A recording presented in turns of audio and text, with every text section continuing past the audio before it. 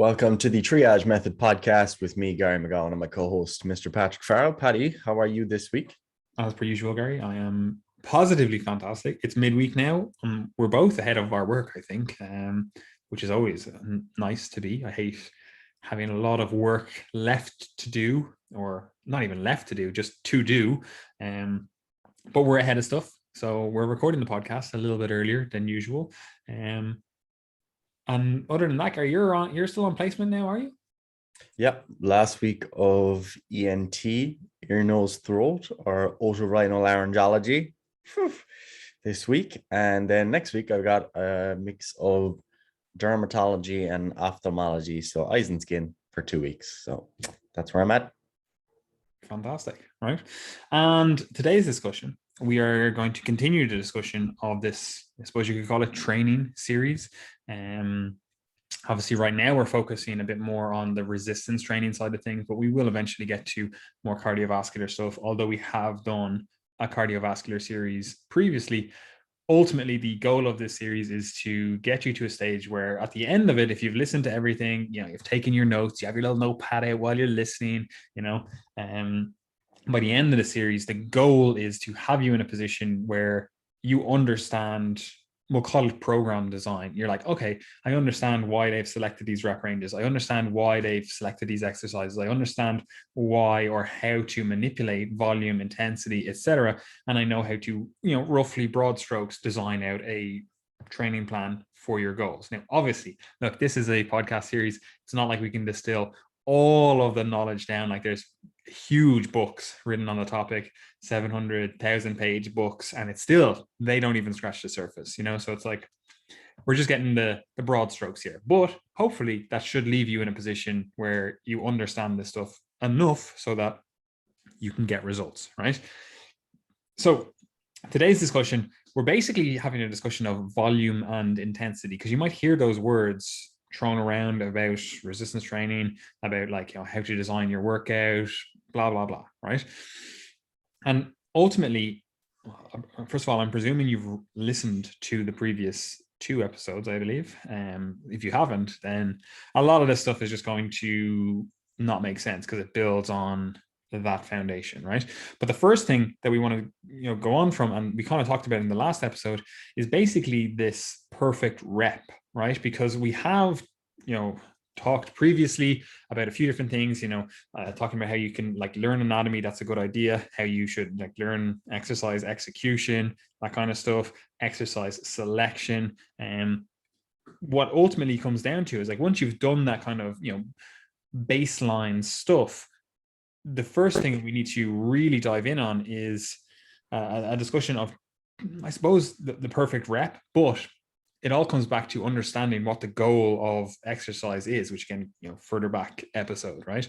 But what's the goal of the exercises that we're doing right now? What's the goal of the workout program right now? And ultimately, for a lot of people, a lot of the discussion of resistance training, the goal of the exercise, it comes back to tension, right? It's at the heart of the discussion overall, right?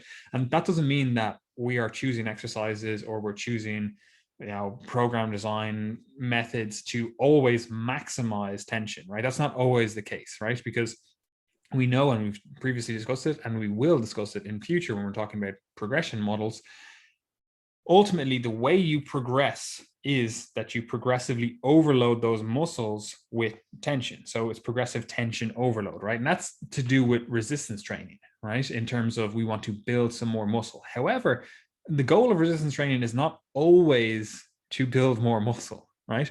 Oftentimes, you might actually want to, just maintain what you've built. You might want to get other adaptations, such as purely strength gains. Maybe we're touching more on the neurological, the efficiency of the muscles, but also, and this is a lot of the time, and it's incredibly hard to discuss all of these nuances because there's so many different goals, but a lot of the time, certain sporting athletes want to actually minimize tension, right? They actually want to minimize the amount of, I was going to say wear and tear, that's not necessarily the right word, but the amount of work that their body is doing in terms of their actual muscles having to work. They want to maximize stuff like, recoil, they want to maximize elastic energy, a lot of the time. Say, for example, powerlifting, Like they want to get their muscles to do less work. They want to maximize leverages. They want to maximize all these other things. And that's always the goal. Like obviously if you fill out a weight class, and obviously at a certain stage, you're going to tap out that neurological efficiency and you're going to have to build more muscle. And it's not always the goal, but oftentimes you kind of want to do less work. You want to minimize tension, right? And so either way, at the heart of the discussion is this kind of thinking about tension on the muscles, right? Can you speak to that a little bit there, Gary? Yes, absolutely. And I think that one way to conceptualize this in your head is to think back to the first time that you tried any particular skill-based sport. I think martial arts are a good example, but there's also many other examples. Swimming is another great example where for beginners, you end up wasting so much energy to complete the same task in comparison to someone who is proficient. So you watch a boxer, throw a jab or throw a combination of some sorts, and it just looks so smooth and it looks like they exerted barely any effort. And of course, they've learned that over a number of years. Whereas the beginner, they're just kind of putting all their muscle into it, all their energy. They're not efficient. They're not using their base appropriately. They don't know what they're doing. The same in any sort of grappling, whether it's wrestling or jiu-jitsu or whatever. You'll find that when you first start that, you're using all of your muscles to complete a certain movement. And that the more advanced guys, what they end up doing is using as little energy as possible for each movement, and then obviously keeping everything else in reserve. And that's fundamentally the goal of sport the vast majority of the time, is that you complete X task with the minimal energy required, because the assumption is obviously that you have to go and do that task over and over again, unless it's just a one bout sport. But even just to interrupt, like you can kind of think of this as just like sport is to maximize efficiency, right? And you often see this, like if you see, like, you watch the Olympics and you see like a gymnast and it looks graceful. It looks like every single movement was like perfectly timed, like that would be the ultimate expression of like maximal efficiency. And that's, again, most sports are looking for that. That's why we think of sport as being graceful oftentimes. It's because you're visually seeing that maximal efficiency, which is, it's real interesting, because if you go into like, the science of attraction and different things like that, stuff that is like more symmetrical, like even people who, walk less symmetrically and as a result are, not minimizing efficiency, but not getting maximal efficiency, like they are less attractive, and it's real weird that we have that built into us, but it is something to be aware of, that, humans innately like this efficient aesthetic, if you will. Yeah, and that's sport. That's the first thing to understand, is that that's sport, or any sort of task where you're focused on the external performance. So that doesn't mean you have to perform a sport. It could be that you're someone who's going to the gym and you want to move the maximum amount of weight possible. To move the maximum amount of weight possible, you want to make it as easy as you can on your muscles. Okay. And I know that doesn't sound intuitive initially, but when you compare it to bodybuilding, for example, with bodybuilding, what you're trying to achieve, and by bodybuilding, I use this term very loosely, not just competitive bodybuilding, but anyone who's trying to just build muscle or sculpt their physique, so to speak. Those individuals are trying to get the most stimulus on their muscles, the most amount of muscle work done with the minimal amount of weight. Because if you can use less weight to get a given unit of internal stimulus, then you potentially get less fatigue from that. And you obviously have to load up less plates and all that. So that's actually a beneficial thing. So you're focused on the internal as opposed to the external. And that could be reflected in things like using a technique that's maybe more challenging on a particular muscle. So for example, you might flare your elbows out more on a bench press exercise to emphasize the chest a bit more, whereas you might even be stronger with the elbows tucked. That might be something that you do. There's many different examples of the technical modifications one could make, but all of them come back to trying to actually put more on the muscle as opposed to less, which is what you'd be doing in the performance domain. So that's the first thing that you have to understand. So other than your technique, then you've got things like tempo, for example, where you're slowing down the rep.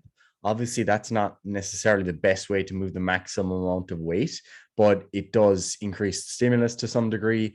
And then there's also things like intent or internal focus, where If you're doing a bench press, for example, if you slide your hands in together or have the intent of sliding your hands in together, you're going to feel your chest absolutely light up, and you're adding another kind of force vector to the exercise so that it becomes more challenging, but that means that you're able to lift more weight as a result. So if you were doing a 1 rep max with that technique, that'd be pretty inefficient, but inefficiency is the goal when you're trying to build muscle.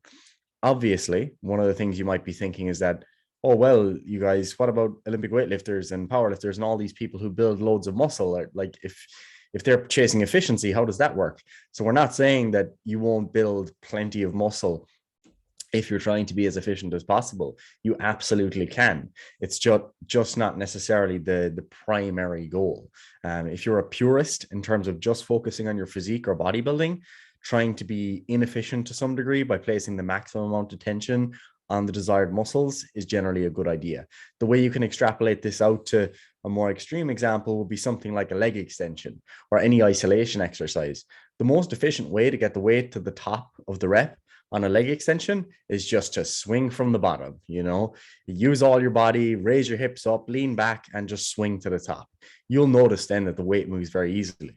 But if you pull yourself down, you keep the hips locked, you sit a bit more upright, and you slowly raise to the top and pause, it's very inefficient for the amount of weight that you can move, but the stimulus on your quads is totally different.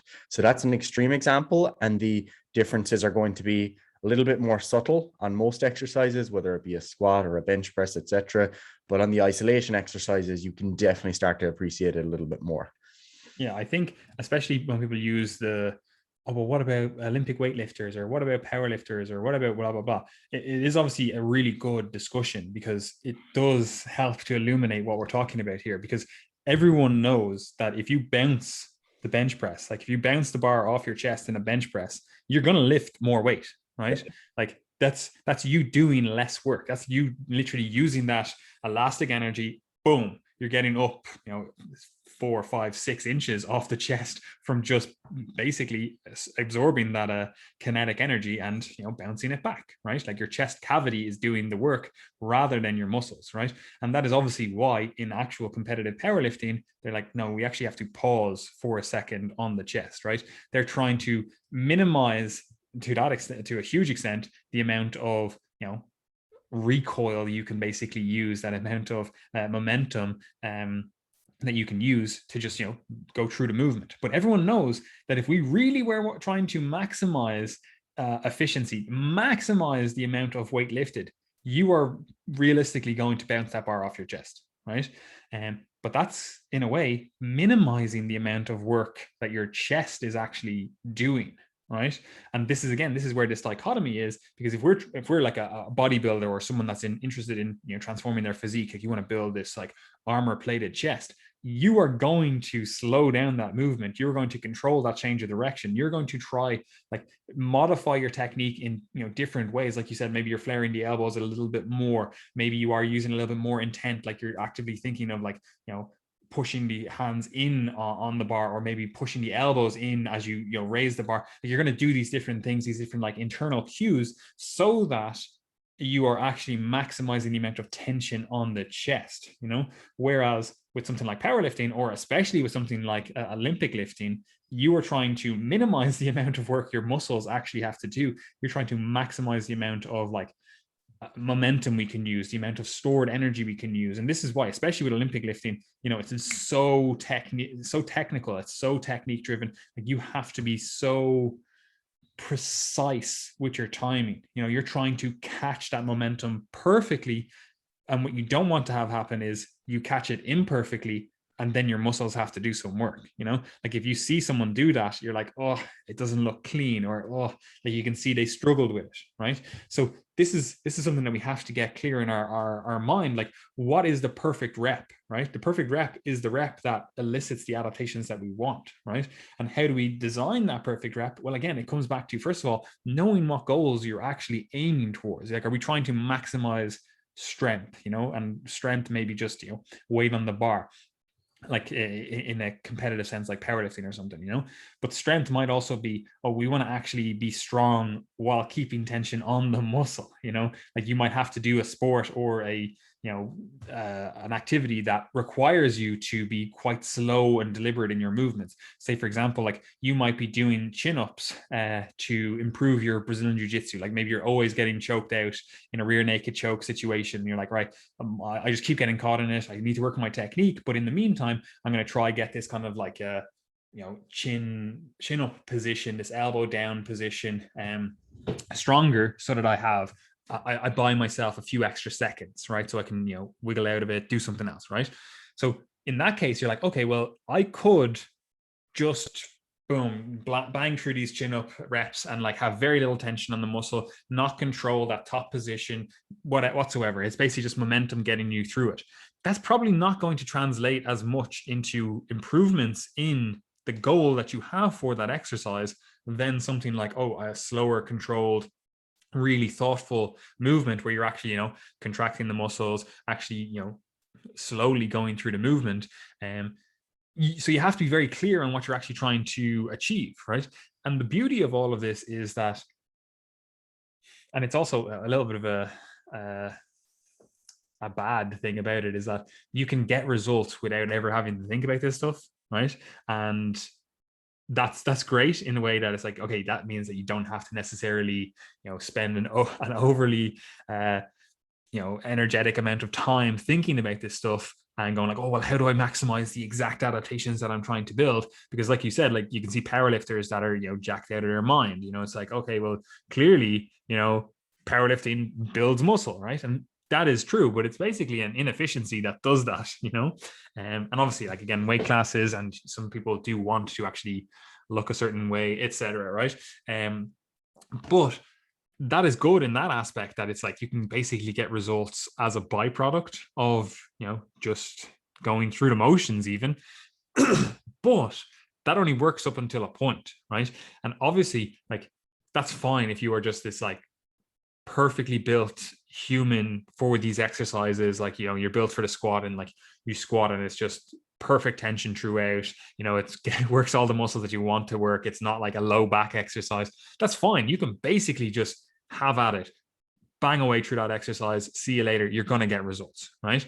But if you are not, built for these different exercises that you're trying to do, you're going to have to think a bit more about, first of all, your exercise selection. That would be the best thing to do. But then also think a bit more about, like, how do I manipulate this rep to actually get the adaptations that I want, right? And this is, again, especially true if we're trying to really maximize, we'll call it physique change, muscle building, because while you can just build muscle as a byproduct of, resistance training, just even going through the motions, if we're trying to build the most amount of muscle possible, we're going to have to be a bit more precise with our actions, right? So do you have anything to say there, Gary? Yeah, just one thing to add on there, and it's related to what you were just talking about there at the end. So if we're talking about, let's say, the powerlifting, the Olympic weightlifting example again, you can turn around and say, oh, well, once you just take the muscle to failure or close to that point, why does it even matter? Because we equal out the work on the muscle. Because let's say you do 8 slow reps versus 12 or 15 bouncy reps. Like, what's the difference? The muscles are still being taken towards failure. But what you have to realize is that for every rep that you're completing and every load that you're lifting, there's forces also being distributed to muscles that aren't necessarily the target muscles, but also the joints across which those muscles are acting. And that really tends to be the differentiating factor that's important here, where if you're doing powerlifting to build muscle, powerlifting tends to carry a higher injury risk than bodybuilding. Bodybuilding, out of the strength sports, at least from the research that's there, and to be honest, like, I wouldn't put too much faith in it, but the bodybuilding has the lowest injury rate of all strength sports. And it's very intuitive why that would be the case, because, well, one, there's no exercise you have to do. So if you hurt yourself, you can just change exercises and find something that feels better. But also, again, bodybuilders are focused on that internal focus. So they can get the same stimulus with lighter weights or by changing intent or changing range of motion, etc. Whereas if you're a powerlifter, you're trying to maximize the weight all the time. And that comes with additional forces on the joints, additional risk of, if you do lose your position, the absolute load is greater, and therefore there's more potential for accidents. So they're the things that are really important, because especially over the long term, the bottleneck for people in terms of making progress is very often injury, and not necessarily catastrophic injury, but just niggly injuries that flare up.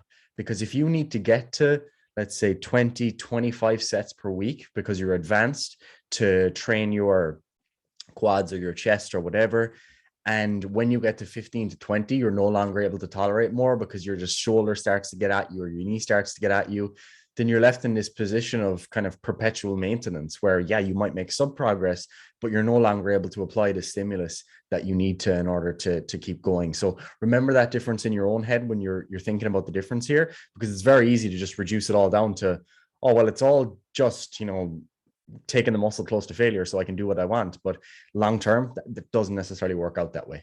Yeah, and further to that as well, like we have to go back to the discussion we had previously about like exercise selection and execution, and we touched on it in the last episode. But if you're choosing these exercises, like you're doing powerlifting, you're like, oh, it's the squat, the bench, the deadlift, like we're just assuming that, the prime movers, if you will, are the muscles that are going to be taken to failure. But as we discussed in the last episode, like you could be doing a squat for quad development, and the only thing that actually ever fails is your low back. That's the thing that fatigues. It's never actually your quads. So you are not actually getting the amount of stimulus that your quads potentially need before your low back gives out or something, So we have to think about that in terms of what are our actual goals. And again, the ideal discussion here is a discussion of exercise execution and selection. It's like, if we can get those, you're like, oh, you're doing a squat for quad development, and this is just not a quad exercise for you. It's like, we ideally would be choosing a better exercise. But again, if we have to do the squat for whatever reason, like it's you're a power lifter and you're trying to build muscle with that exercise, if you do need to build your quads, potentially we're doing a different exercise. We're modifying the reps, perhaps. We're actually making it so that this exercise is performed a little bit slower. Maybe we've slightly changed the bar position. Maybe you were in a lower bar position, now you're in a high bar position when we're using this exercise for more quad development. And then also you're controlling the tempo so that you actually can stay in that upright position. You're not ever getting out of that position. You're not like, slightly tipping forward in that squat, even though you're trying to use your quads, and now all of a sudden it's a low back exercise, a glute exercise, etc. Right? So we are modifying potentially the exercise, but also we can modify the way we perform that exercise so that we can bias tension wherever we want it, right? Because like you said, like you could literally say, oh, well, as long as we, kind of equate for failure in terms of, oh, you did 8 sets of this and you did 8 sets of this. It's like, oh, well, it's all the same at the end of the day. And it's like, that's not true, because we're not actually getting the same stimulus on the muscle itself, right? And again, that goes back to the thing that I opened this podcast with and saying that it's tension that we're looking for, especially for muscle building, right? So if it's muscle building, we want tension on the actual target muscle. So it needs to be on the target muscle. It's not just equating volume on paper, it's equating volume internally. It's what's actually on your muscles.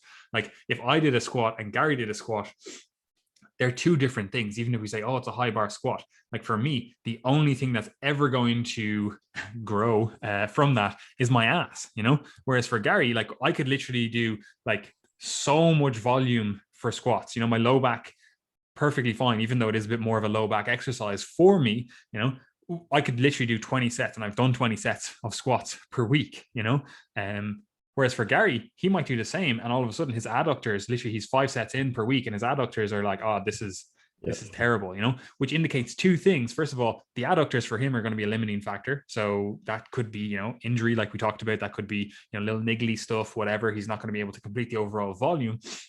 But in doing those 5 sets, perhaps it's a much better quad stimulus for him than for me, So those 5 sets might be equal to my 20 sets in terms of the actual amount of tension that was put on the quads. Because for me, again, like I'm tall, long femurs, like it's just not a quad exercise for me. So we have to think of all those things, and it's incredibly hard if you are, a beginner or trying to design your own workout programs, because you just think of exercise in terms of like choreography, in terms of, oh, this is how a squat should look. You're not necessarily thinking of like the previous discussion we had about exercise selection, exercise execution, and you potentially don't know enough to be able to modify those exercises to make them better for your overall goal. Does that make sense, Gary? Check. Yeah, it absolutely does. we can, yeah, I think we've added enough on that Yeah. specific point, so we can move I on. think I think that's all good, right? So the first thing, well, the next thing I just want to say is we've kind of been touching on it, but there are a few ways that we can just modify that exercise to build this perfect rep. And the few things that we're thinking of is, first of all, tempo. Like, what is the tempo of this exercise? Like, I'm not even talking about like, there used to be this like super slow tempo kind of cult with exercise. It's like we want to have like 8-second eccentrics and 8-second concentrics, and like they're just purely trying to maximize the amount of time under tension. And that's not like, there's some truth to it, but it's like usually that sacrifices the amount of load that we're using, and as a result of that, you're not actually maximizing tension on the muscles, right? So there has to be a bit of a give and take. However, we want to control tempo because tempo is one way that we can standardize technique, right?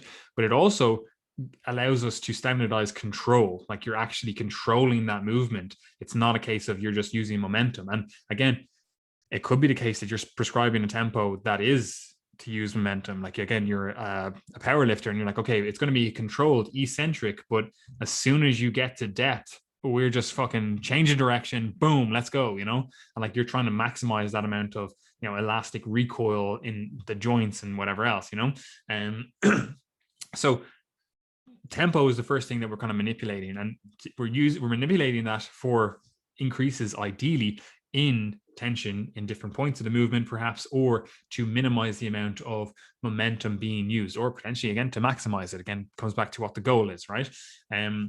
So we need to think about tempo. There are other reasons why we would use tempo, in terms of it actually allows you to change the forces at play in that exercise. And again, one of those ones, like we said, the bench press, this is why in competitive powerlifting, they pause at the chest, because it actually does significantly change the forces at play. So that is something to be aware of. And discussing tempo is a much larger discussion, and it's very nuanced in terms of, as I said, like, there's the super slow crowd, there's also the tempo doesn't fucking matter crowd, and then there's also, like, obviously some truth to both sides. But what are your thoughts there, Gary, on just tempo? Because if we're talking about building the perfect rep, it's not just a case of, oh, okay, I'll just do the reps and I've picked a better exercise, I've done all the other stuff that we've previously talked about. Like, you have to specify like what that rep should look like. Yeah, so from my perspective, like, tempo always matters, because the only way it can't matter is if there's no difference in properties of the load, regardless of how fast it drops, which is clearly in violation of physics. Go ahead. Basically, like, it's like, the dimensions of this world. It's like we have 3 dimensions, and a fourth one is time, so you can't just ignore it.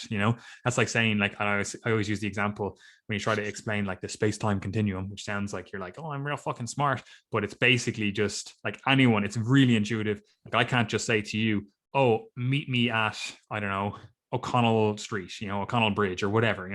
I can't just say that. Like, that's meaningless without a time dimension. I'm like, okay, meet me at O'Connell's Bridge on Saturday at 2 p.m. You need to have that time dimension, right? It needs to be specified. So if we are moving our body through space and time, which is what exercise is, we need to specify both of those things. We need to be like, okay, this is how it should look. This is how you are moving through the 3 dimensions. And this is the time aspect of it as well. Let's layer that on top. Yeah, and I mean, like, it's something that you learn, and I'm pretty sure, like, junior cert science in the physics section, that, like, if you drop something faster, versus just placing it down, and to be honest, you learn that as a kid. If you drop an egg from 1 centimeter onto the floor, it might crack, it might not break. But if I drop it from a meter, like, very clearly there's a big difference there, because it's accelerating. Or if you smash it down versus if you just place it down, there's differences in the property. It's not just about the mass of the egg. Okay. And it's very similar when it comes to resistance training, because if I'm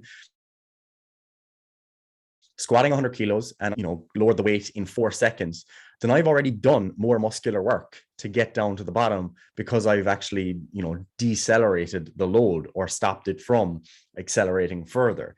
So it's slower when it gets to the bottom point.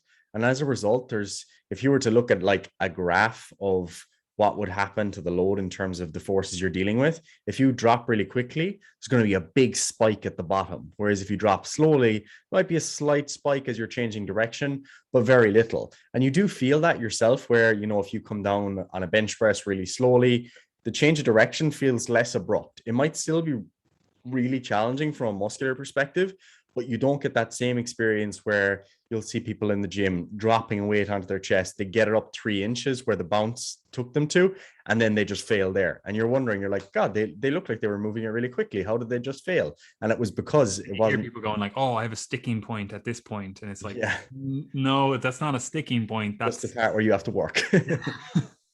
Yeah, it's the part where the bounce won't take you through anymore. So look, tempo always matters. That's the first thing. It always matters. It's just a question to what degree. And this ultimately comes back to the specific context. So for example, I work with a lot of people in pain, and very often what I'll do is use specific tempos to reduce the load at different points in the range of motion. So for example, if someone has patellofemoral pain or patellar tendinopathy, so some sort of knee pain, what I'm typically going to be looking for is slower tempo on any quad exercises that we're doing, because I don't want that abrupt spike in forces at the bottom where they might be in a little bit more of a vulnerable position. It also gives them a psychological boost because they feel like, okay, more in control at every point in that position.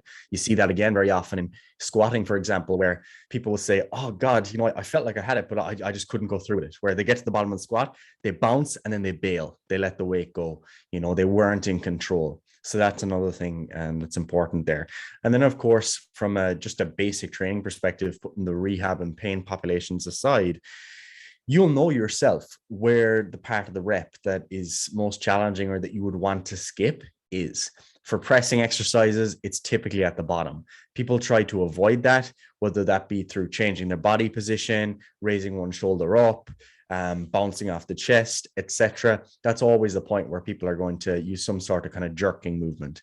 On a bicep curl, it's typically at the bottom. They get that weight going and then they can kind of lean back and get it up. Whereas if you start really slow from the bottom of the rep, now you have to work throughout, and it's far, far more challenging. On a chin up, for example, it's typically that it's both the top and the bottom really, but any sort of pull down exercise, you'll find someone gets it to the point where maybe it comes to their eyeballs and then they kind of just like pigeon poke their head over the top of the bar for the rest of the reps. They didn't really do anything else. They kind of just poke their way up. So they're the parts of the rep that people typically rush. And you'll analyze that in your own training. Ask yourself, what part of the rep do I normally kind of rush or jerk, or I try to avoid it? And that's typically the point where I would try to focus on slowing down the tempo a bit more, especially early on when I'm trying to get someone to grips with feeling their muscles work at all points in the rep. So if it's a lat pull down, if I can get them to really focus on that bottom position and get down there nice and slowly and pause holding position, they're going to feel their lats absolutely light up in that position. Whereas they may never have felt that if when it typically gets to their eyeballs or their forehead, they just kind of throw the head over or change their body position. Yeah, 100%. And this is also goes back to the discussion we had in the previous podcast about like exercise selection and execution, because like you might be choosing an exercise like a chin up. You might actually just be like, right, I actually want to stop at that point. I don't want to actually get into this. I'm not going to use the chin up to get into this shortened range lat position. I'm going to use it for something else, and you're going to use a different exercise. Like maybe you're like, oh, I'm going to actually use this lat pull down here to maximize this kind of shorter position than I get into in a lat or in a chin up, So we have to have that discussion, but either way, it has to be informed. It has to be, the goal has to be almost explicitly stated where it's like, oh, I'm actually using this exercise for X, So as you said, tempo has to be controlled. At least it has to be, standardized. Control has to be controlled. And we have to basically know why we are doing this exercise in this manner, because oftentimes you'll see people, and we see this a lot in coaching in terms of we'll say to do an exercise and someone will do it the way that they've always done it. And we can be like, oh, actually, the reason you've gotten the results that you've gotten up until this point with this exercise is because of X, Y, Z. It's like you are doing it, you're going through the motions at this point where you should be controlling it. You're just kind of like using a bit more momentum here. And I was like, okay, let's actually, change things up. Like I had a client relatively recently where he had been doing all these exercises that we had prescribed for him for his chest and stuff. Like he'd been doing them previously, but once we actually started coaching, I was like, look, you need to relearn this technique. You need to completely like strip this back. And we stayed at the same weight the incline bench was the one that was really getting him. It's like, we need to just stay at the same weight I think it was actually the bench press as well. I was like, we need to just stay at the same weight, standardized technique. You're not actually controlling this bottom position. You're able for a much heavier weight, if we were to use a load of momentum, but you're not in control. This is just going to be limited by momentum at some stage, or potentially shoulder pain or potentially other pain somewhere else, right? So like we actually just need to strip it all back, stay at a certain weight until we are very confident that you are in control throughout this movement, that you are in control of that weight from the top of the position to the bottom of the position, and that you're actually doing the muscular work that we want. So that was something that we had to kind of like strip back and really control for that individual. And that is something that a lot of people find themselves having to do. And the unfortunate thing is a lot of people only start thinking about that once they're like, well, I've got shit results so far, or I'm not getting results at all, or they're like, oh, I'm fucking in pain, or I have injury now. It's like this. Ideally, we want to start with this. Excuse me. We want to start with this discussion and this thought process rather than ending with it. So look, I think that makes sense for most people. The rep, the fundamental unit, it needs to be thought of, right? Because all training is multiple reps done over time. So we need to have that dialed in, right? But then on top of that, and I actually think this is the stuff that gets overly focused on in all of the discussions about health, fitness, training, whatever. It's like we'll always talk about volume and intensity, and right, that's the kind of title of this episode. But it's all meaningless unless you can actually, first of all, say that the exercise is standardized and that the rep is standardized. Like you can read all of the research and be like, oh, we need X amount of sets per week or X amount of reps, blah, blah, blah.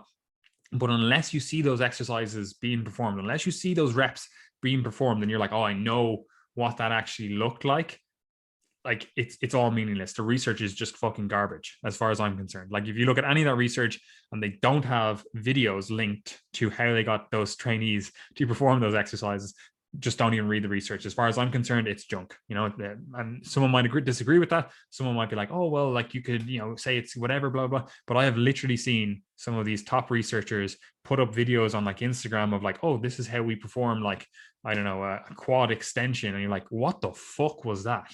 And it's like, if you're saying that we're using that as our standardization for volume for whatever, it's like, that's not the exercises that other people are doing, or like a squat or whatever. It's like, it's impossible to say, right? So while everyone gets caught up on the fucking discussions about volume and intensity and they look at the research for that, it's all irrelevant unless the rep is standardized, unless first of all, the exercise execution is standardized, but in doing so, the rep itself is standardized. What are your thoughts on that, Gary?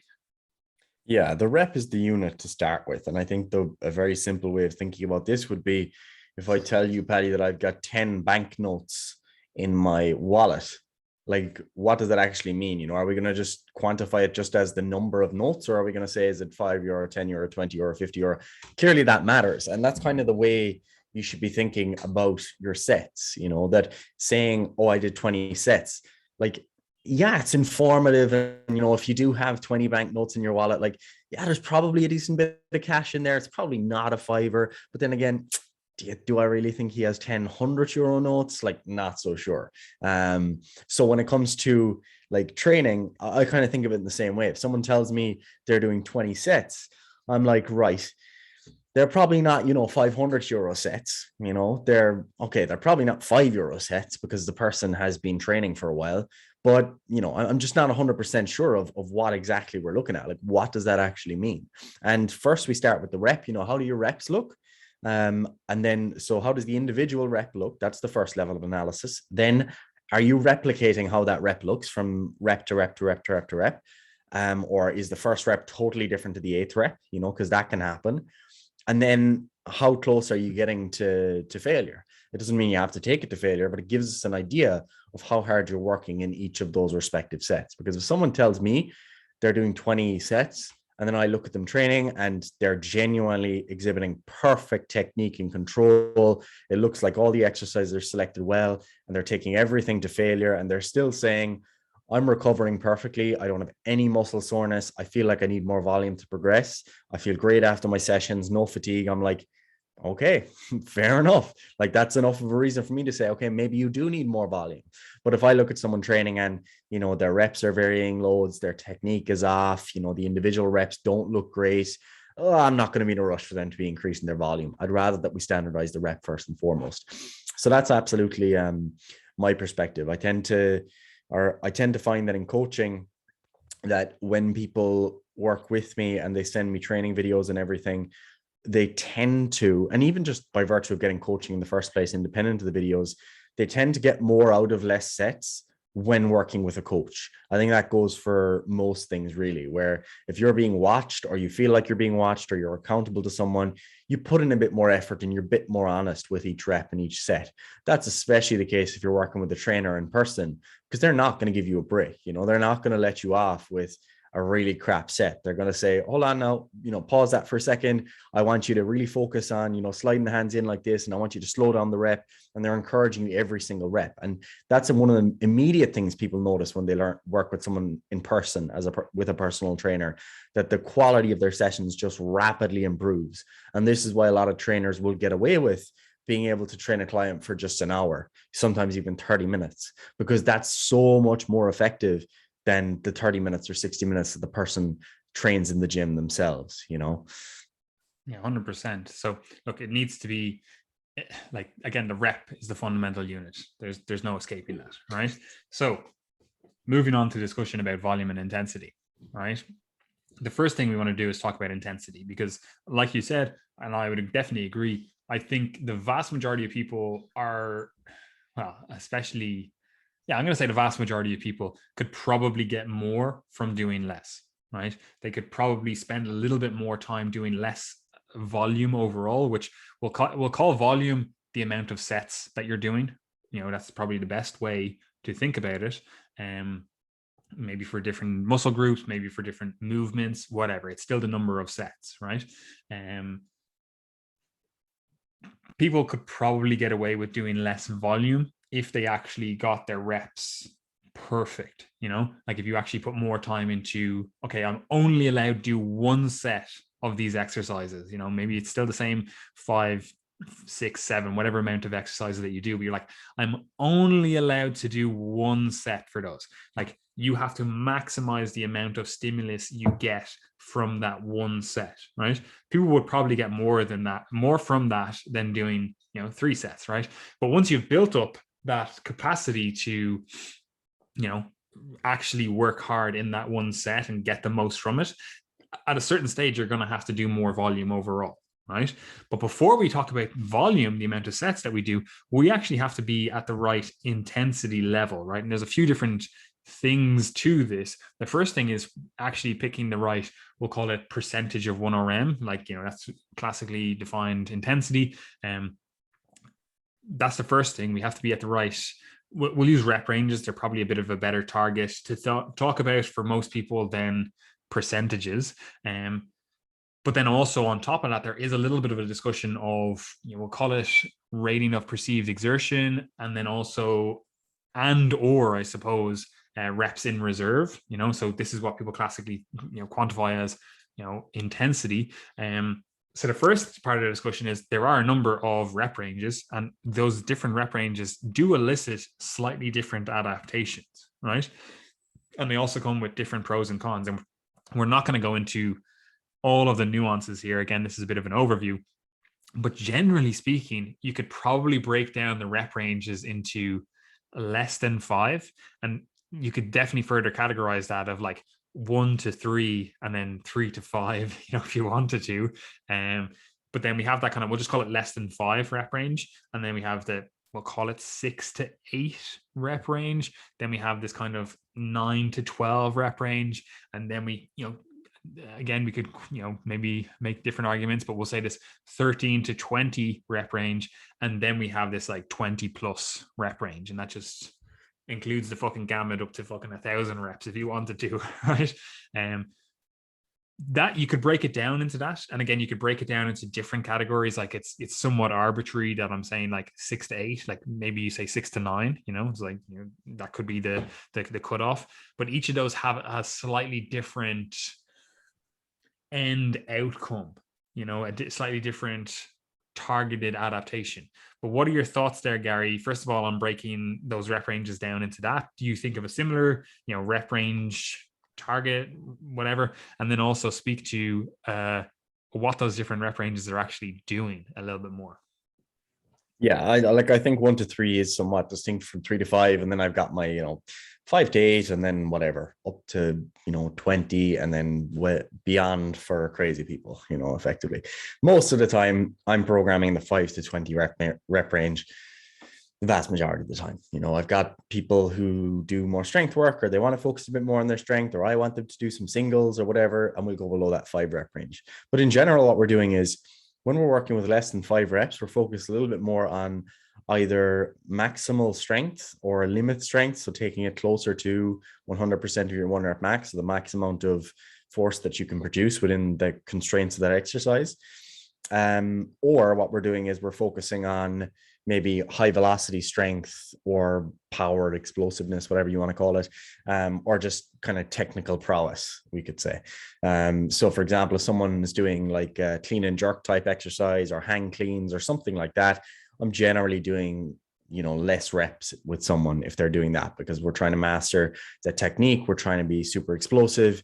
And what you'll find is that if you're trying to be explosive with an exercise, especially if it's got a few technical components, if you're doing more than 5 reps, you're trying to do sets of 12 or whatever, the technique just starts to degrade. And that's one of the things you see very frequently in CrossFit. It would be one of the primary criticisms of a lot of CrossFit gyms, would be that they don't ensure people have a solid base of weightlifting prior to having them do very high reps of advanced weightlifting exercises. It's not always the case. A lot of CrossFit gyms don't do that, but it is often the case. So the less skilled you are at an activity, the more your technique is going to degrade when fatigue comes to bite you, effectively. Again, anyone that's done a martial art, that becomes very obvious. You're doing something in drilling and you're like, oh, this is easy. This is great. I've got this idea. And then you're fatigued and it's 3 minutes in and you're dying and your brain's just not even working anymore. Exact same thing happens in the gym. You're doing something like the clean and jerk and the snatch, and those types of exercises are kind of easy to understand in that sense. But even like a back squat, what you'll see someone do is, as they get towards the end of the set, they're no longer like holding the bar like they were previously. It's in a different position on their back. They're not bracing the same way they were. They're not pushing their knees out as they were previously. And now their technique is just kind of all over the place. So when we're working with those lower rep ranges at lower percentages of 1 rep max, that's something I like to introduce. So an example of the differentiation there would be, if we were working on maximal strength, it might be sets of 3 at 80 to 90% of 1 rep max or something. Whereas if it was more skill, explosiveness, power based, it might be sets of 3 at 50 to 70%, very easy. It sounds very easy, but you're still focusing on, accelerating the weight as fast as you can and so on. As we move beyond that, then we're generally getting into ranges that will be considered hypertrophy ranges, okay, where they're a bit more effective from a muscle building perspective. There's less fatigue, you're using less absolute load, and you can still take the muscle close to the point of failure. Once you get beyond kind of 15 to 20, it becomes as much of a practical issue as it is an adaptation issue, because most people won't push themselves to genuine failure in the 20 plus rep range. There comes a point where they feel the burn and they're like, oh yeah, that's enough. But realistically, they could have 10, 20 reps left, literally. You see this all the time where someone does a set with a weight that they thought they'd do for 10 to 15 and they get like 30 to 40 reps, especially at a seminar or something like that, and they're just pushed to keep on going. So when programming those super high rep ranges, like I'm very rarely going north of 20 unless it's a very easy exercise to repeat from a technical perspective, or I know there's a specific reason that we would want to repeat it, or I know the person is already very technically proficient and they're not going to have their technique degrading from those high reps and the fatigue that comes from that. So I guess that'd be my summary of the role of repetition ranges. Again, just to reinforce the point that most training in the 5 to 20 repetition range, 5 to 15 a lot of the time, to be honest, and that obviously corresponds to a certain level of your percentage of your 1 rep max. You don't need to test your 1 rep max to be able to calculate percentages, but to be honest, even just using reps in reserve or RPE, should be fine. You shouldn't necessarily need percentages. If you need to calculate your estimated 1 rep max based on your 12 rep max, for example, you can go on different websites that'll estimate it for you. Typically, it's something like your 12 rep max is probably around 70% of your 1 rep max. That might be 65% on some exercises. It might be 75 or 80 on other exercises. This again is one of the things that varies quite a bit between people is, for example, muscle fiber type and many different individual adaptations, even psychological considerations, where some people are really good at high reps. And as a result, when they do a 12 rep max or something, their prediction for the 1 rep max might be a total overestimation, whereas someone else might be just really good at low reps and they do a 12 rep max and it's a total underestimation of the 1 rep max. I'd be in the former camp, great at higher reps. When it comes to the more maximal stuff, it's just not for me. Whereas you get a power lifter and they're the total opposite. They do more than 5 reps and they're just dead, So that was a bit of a tangent, but very important nonetheless. Yeah, 100%. And like, just to kind of, we'll call it quickly summarize it, basically less than 5 reps, we're talking about strength. That's true, whatever way you want to categorize that. Like, I like to think of it as just purely neurological efficiency, and that's, in my mind, that's how I think of it, right? And again, like you said, that doesn't necessarily mean that those 5 reps are to failure. It could be we're maximizing efficiency by virtue of, doing a lighter weight, but really just, focusing on perfect technique, fast movement, etc., whatever it is, right? So less than 5 strength or neurological efficiency, whatever way you want to think of it. Then that kind of, we'll say 6 to 12 rep range, somewhere in that rep range, that's your kind of, we'll call it hypertrophy rep range. Like, that's the muscle building rep range, right? And obviously, again, the closer you are down to the lower end of that, like we'll call it the 6 to 8, like you're slightly biasing a little bit more strength. Like, it's not like that neurological efficiency stuff just ends at 5 reps. It's still like you're still biasing, heavier loads, so you get better at lifting heavier loads.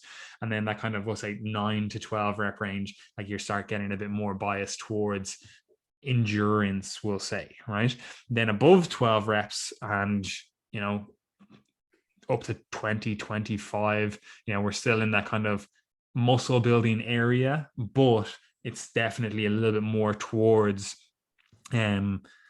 endurance side of things. Like, you're definitely getting better, like, capillarization of the muscle. You're definitely getting better, mitochondrial biogenesis and different things that are more on the almost cardiovascular side of things, right?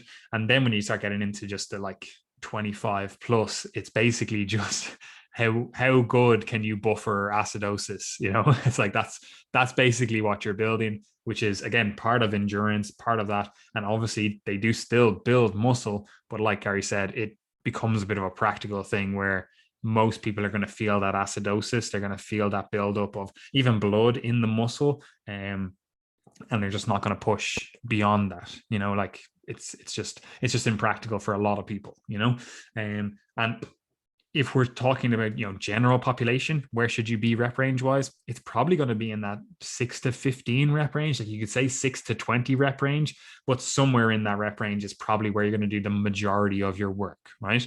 So we have that. We've got the perfect rep. We've got that ideal. We're working somewhere in that 6 to 15 rep range. Cool, right?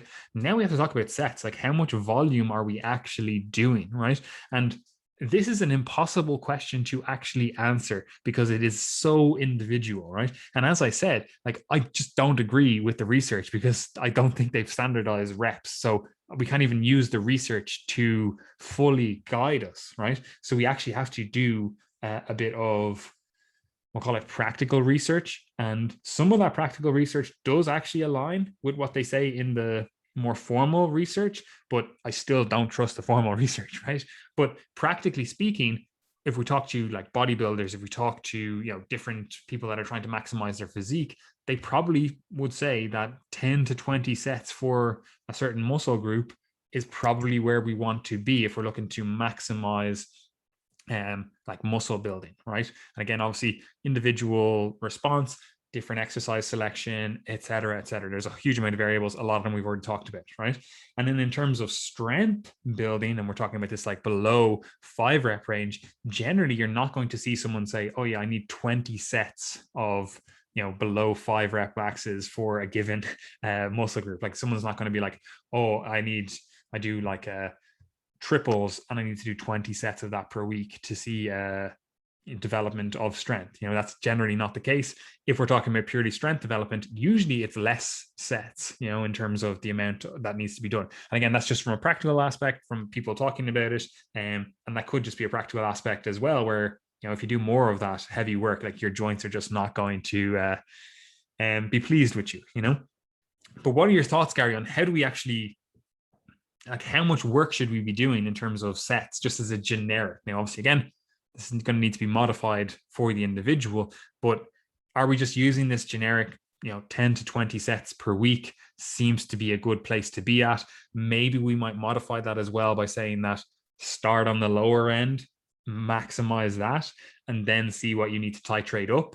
And obviously we'll get onto a further discussion of like allocating volume for what you actually want. Like there's no point being like, oh, all my muscles need 20 sets when your upper body is fucking, jacked out of your mind and you have literally fucking no calves whatsoever. Calling myself out here.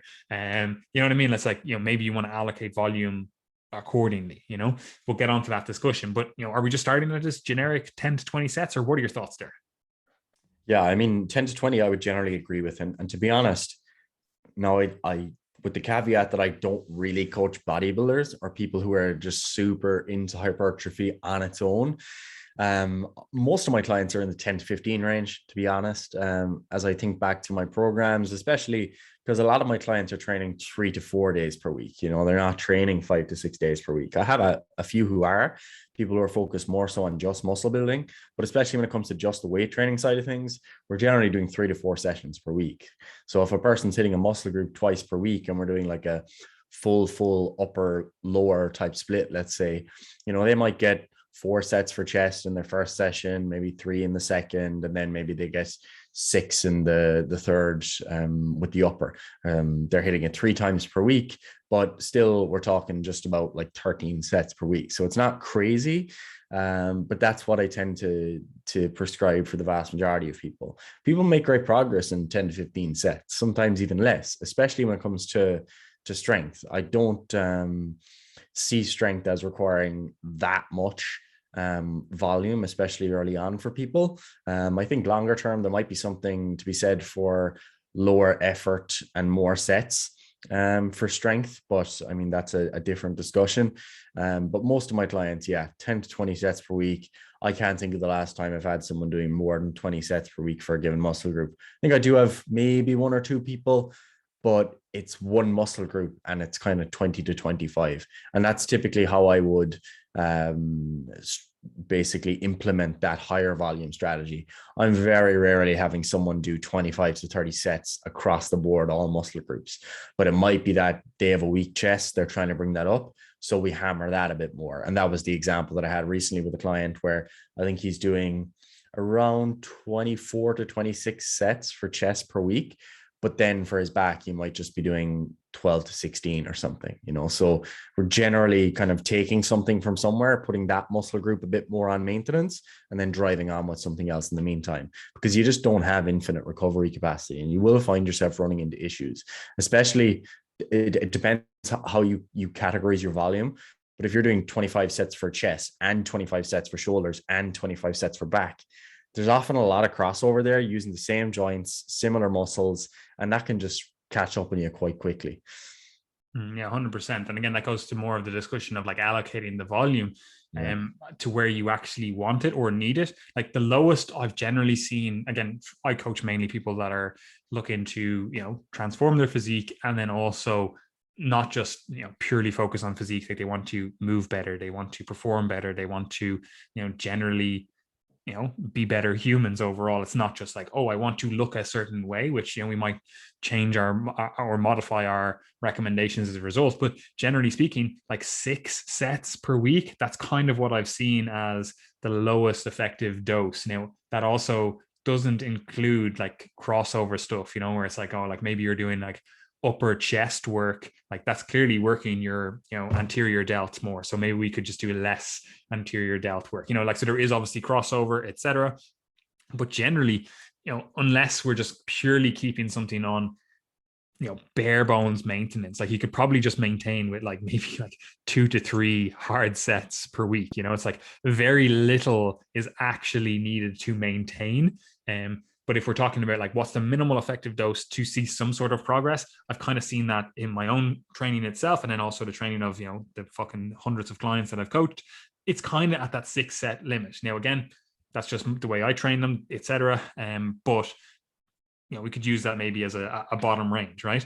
But like you said, like I rarely have people up above that kind of 20 sets per week. And if I do, generally speaking, it is, we're working on this one muscle group or this, grouping of muscles. Like maybe it's the lower body. We're like, oh, we just want to bring up the lower body. So we're doing that, with a higher amount of work.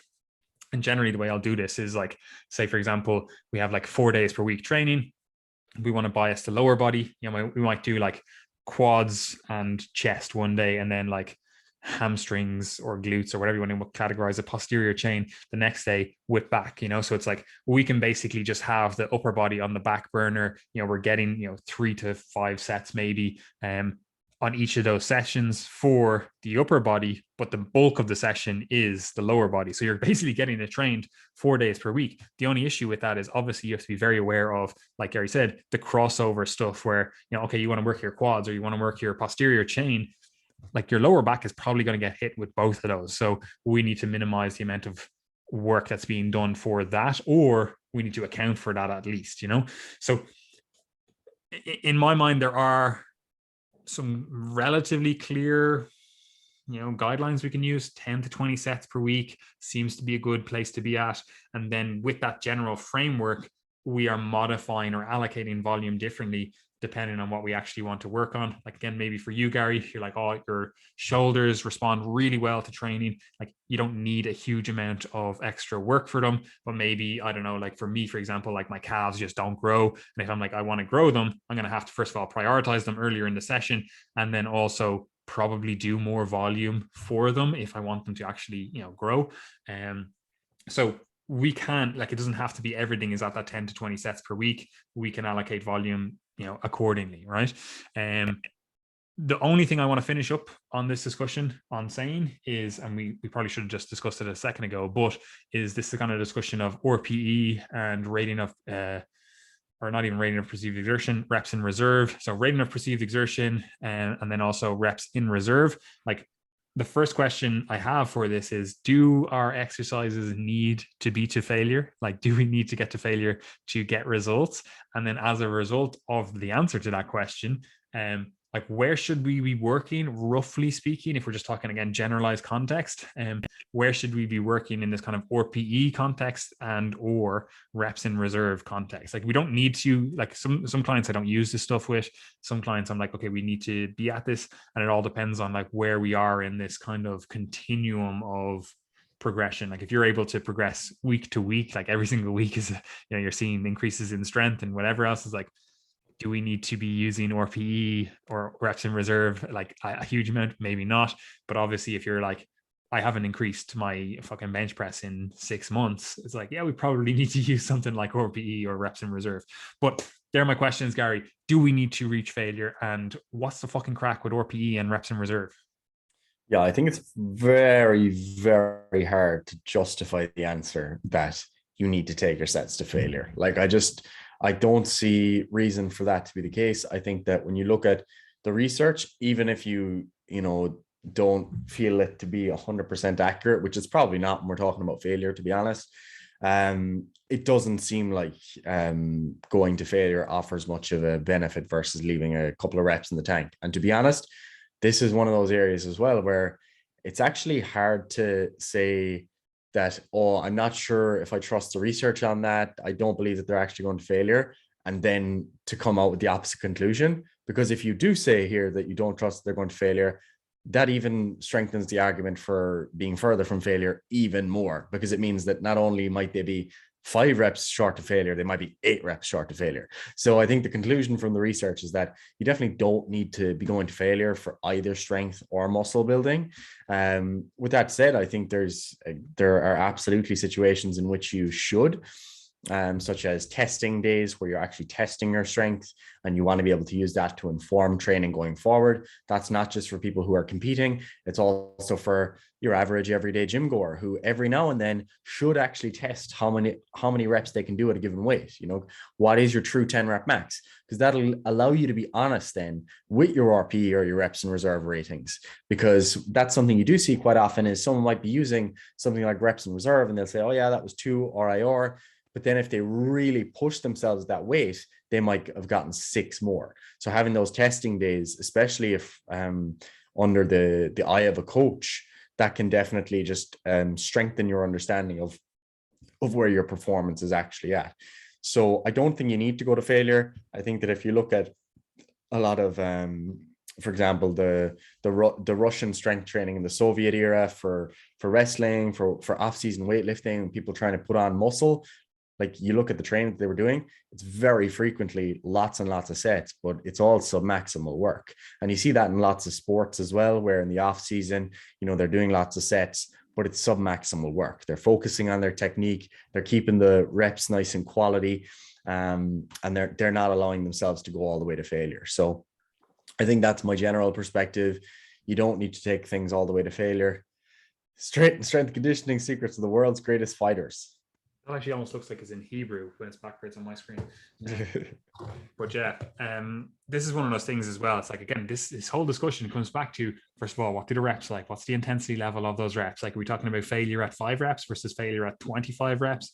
Are we talking about you're doing 20 sets per week? Like, there's so many other variables. And while, yes, we can discuss the rep, like the starting off with the rep and then the actual single set itself. Like, if you were only doing one single set, you probably do need to be closer to failure.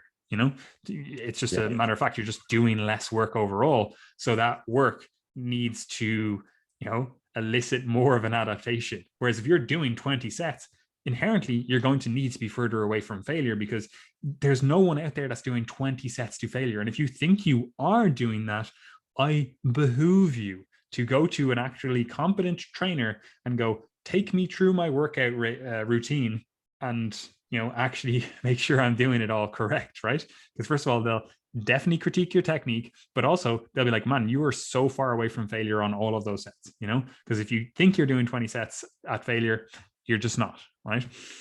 And I'm sure there's people out there that are like, oh, I definitely am. And I've never seen them actually play out. They literally upload videos and then you're like, man, there's literally 20 reps in reserve here. Like, did you actually think that was failure? So that's the first thing. If you were doing less sets, you probably need to be closer to failure. But if you are in that kind of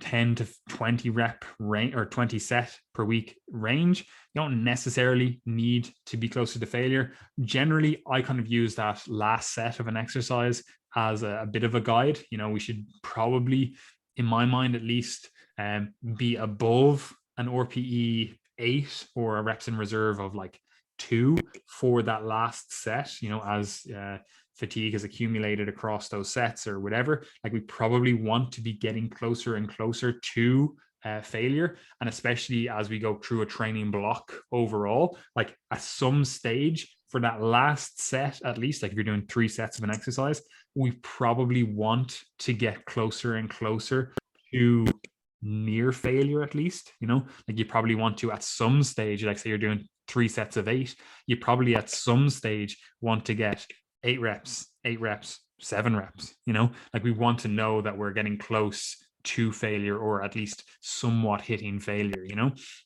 And some people would disagree with that. Some people like to just always consistently keep 2 reps in the tank. So they might go, oh yeah, I got 8 reps, there's 2 reps left in the tank.